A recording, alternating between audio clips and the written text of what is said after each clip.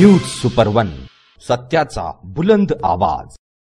अशाच ताज्या महत्त्वपूर्ण घडामोडी बघण्यासाठी सबस्क्राइब करा न्यूज सुपर वन। अहिल्यानगरचे जिल्हाधिकारी सिद्धराम सालीमठ यांची साखर आयुक्तपदी झालेल्या बदलीमुळे रिक्त झालेल्या पदावर यवतमाळचे जिल्हाधिकारी डॉक्टर पंकज आशिया यांची बदली झाली आहे। डॉक्टर पंकज आशिया हे 2016 बॅचचे सनदी अधिकारी आहेत।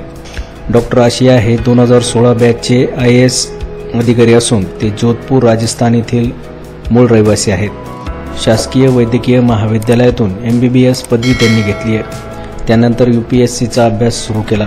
पहिल्याच प्रयत्नामध्ये ते UPSC उत्तीर्ण झाले। त्यांनी कोणताही खासगी क्लास न लावता स्वयं अभ्यास करून हे यश संपादन केले। 2016 मध्ये त्यांनी देशात 56 रँकवर IAS मानांकन मिळविले। त्यानंतर मालेगाव येथे प्रांताधिकारी म्हणून काम करताना शहर कोरोनामुक्त करण्यासाठी राबविलेल्या उपक्रमाचे राज्यभर कौतुक झाले। त्यांच्या कार्याची दखल घेऊन भिवंडी महानगरपालिकेत आयुक्त म्हणून नियुक्ती करण्यात आली। त्यानंतर जळगाव जिल्हा परिषदेत मुख्य कार्यकारी अधिकारी म्हणून नियुक्ती करण्यात आली।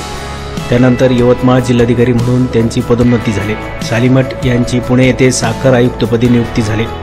शिर्डीचे अप्पर जिल्हाधिकारी बाळासाहेब कोळेकर यांच्याकडे प्रभारी जिल्हाधिकारी पदाचा पदभार होता।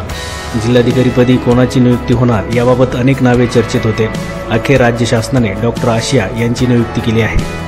न्यूज सुपर वनसाठी अभिषेक सोनोने, श्रीरामपूर।